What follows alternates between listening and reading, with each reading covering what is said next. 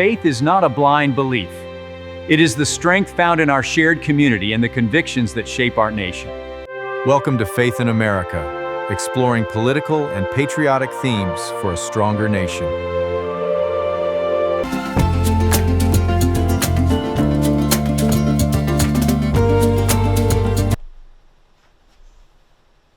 Welcome to Faith in America, real-life issues from a biblical perspective. Today we're going to talk about the Red October mystery, espionage, nuclear weapons, and the search for truth in the depths of the Cold War. Today we are diving thousands of feet beneath the Pacific Ocean into one of the Cold War's greatest mysteries. Most Americans have seen the Hunt for Red October movie, the story of a Soviet submarine captain attempting to defect to the United States with an advanced nuclear submarine. But decades before the fictional Red October sailed into movie screens, another Soviet submarine disappeared under mysterious circumstances. Its name was K-129. To this day, questions remain. Was it an accident? Did its captain attempt to defect? Did it collide with an American submarine? Did the Soviets accidentally sink one of their own submarines? And why did the United States spend hundreds of millions of dollars trying to recover the submarine from the bottom of the Pacific Ocean? This is the story of K-129. The movie premise of Red October. Captain Marco Ramius commands a new Soviet ballistic missile submarine. He intends to defect to America. Both the Soviet Union and the United States race to find him. The story revolves around mistrust, nuclear weapons, and the possibility of the Soviet officer rejecting his government. Although fictional, Tom Clancy's story reflected genuine Cold War fears. Many intelligent professionals noted a similarity between the film and several real events, including the disappearance of K-129. What was K-129? It was a Soviet Golf II class ballistic missile submarine. It was commissioned in 1960. It was approximately 325 feet long. It had approximately 98 sailors armed with 3 ballistic missiles, nuclear torpedoes. Its mission: nuclear deterrent patrols in the Pacific. In February 1968, K-129 departed its base in Kamchatka. Then it vanished. No distress call. No survivors. No explanation. What are the theories behind the loss of K-129? Number one, mechanical failure. Some historians believe a battery explosion occurred. Hydrogen gas accumulated inside the vessel. The explosion crippled the submarine. This theory is plausible because Soviet submarines had previously suffered battery-related accidents.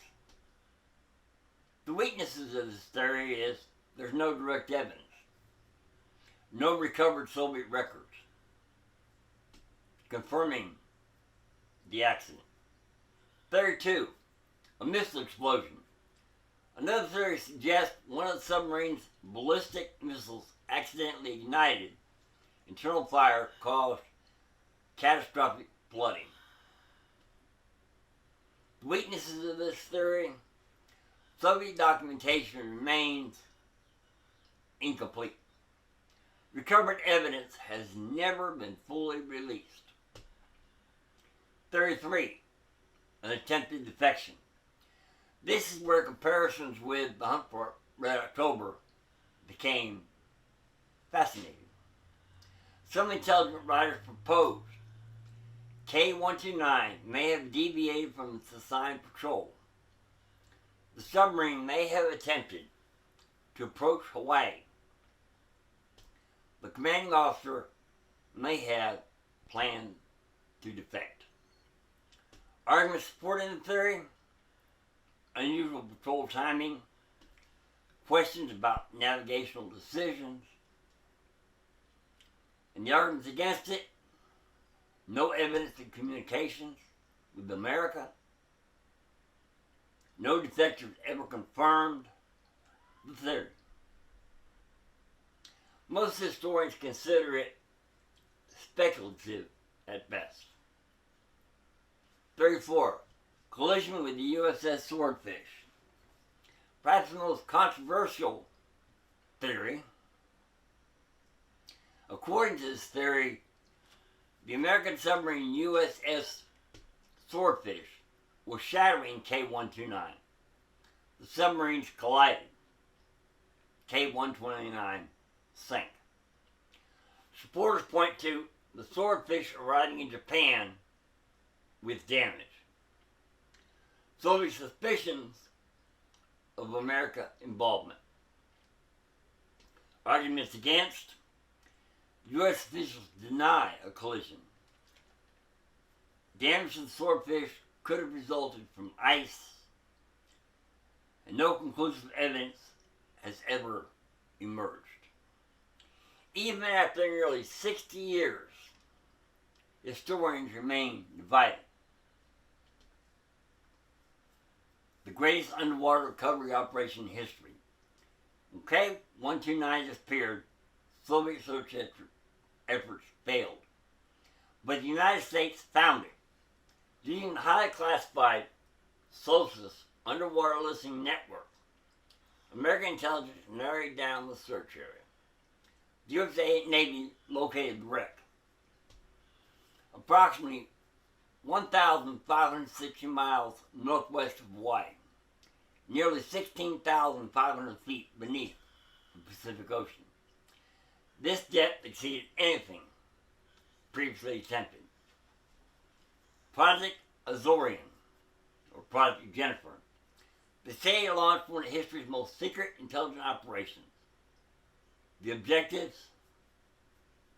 recover nuclear missiles, recover cryptographic materials, recover Soviet codes, recover advanced military technology.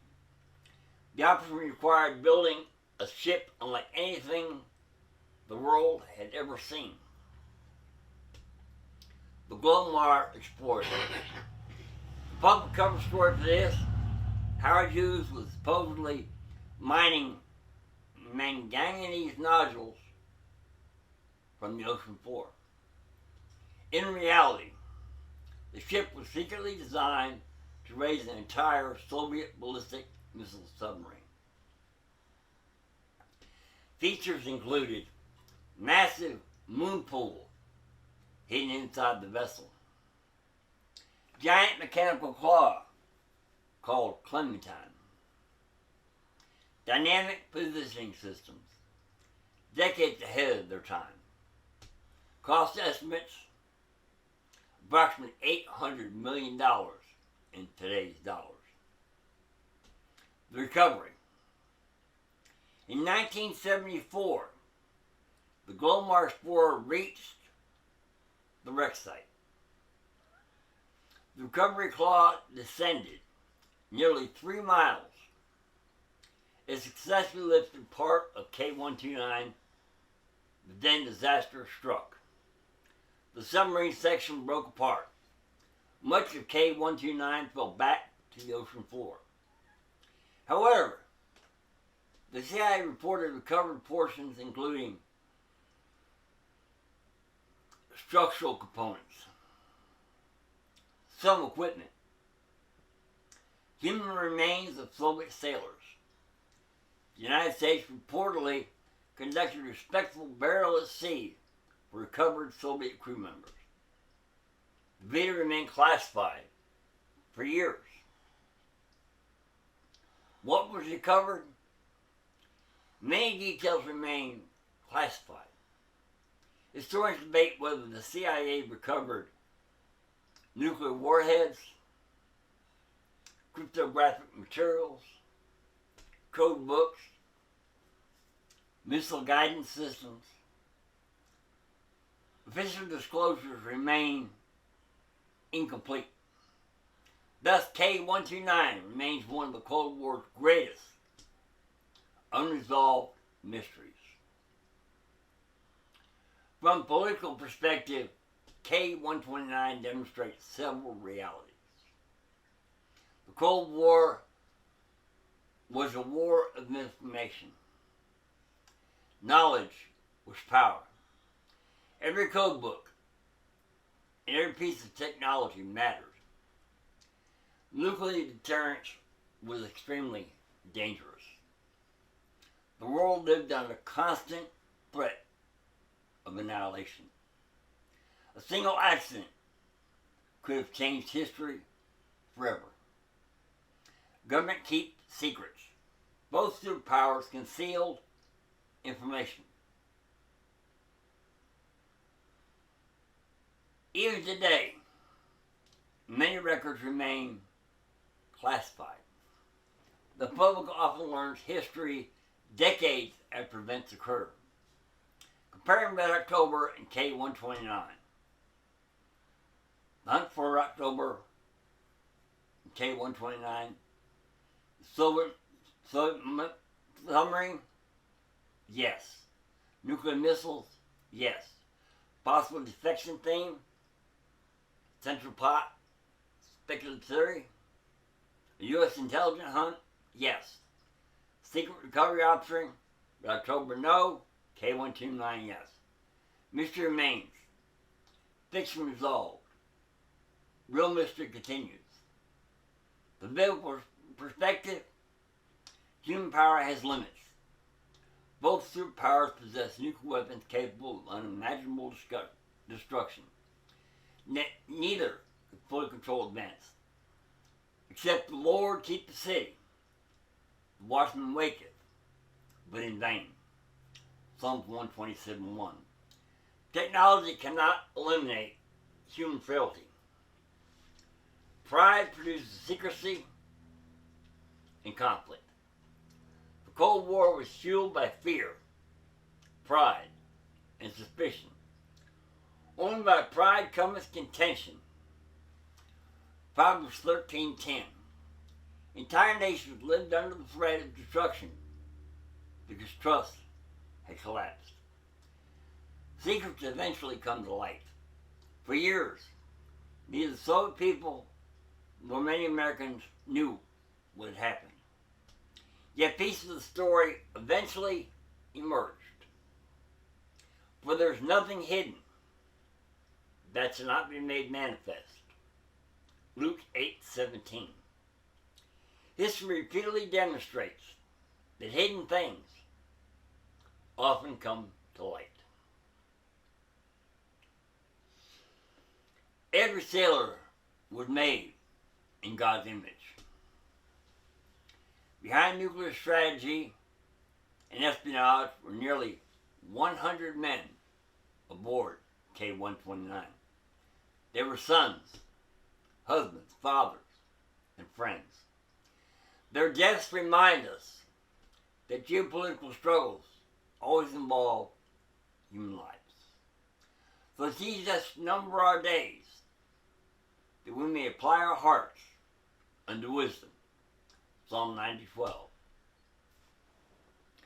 K-129 remains on the floor of the Pacific, still guarding some of its secrets.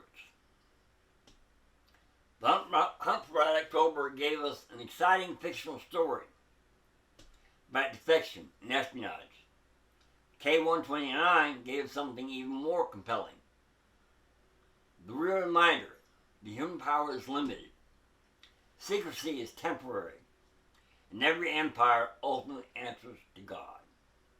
Because even beneath 16,000 feet of ocean, nothing is hidden from the one who made both the seas and the nations. Thanks for tuning in to the podcast. See you in the next one.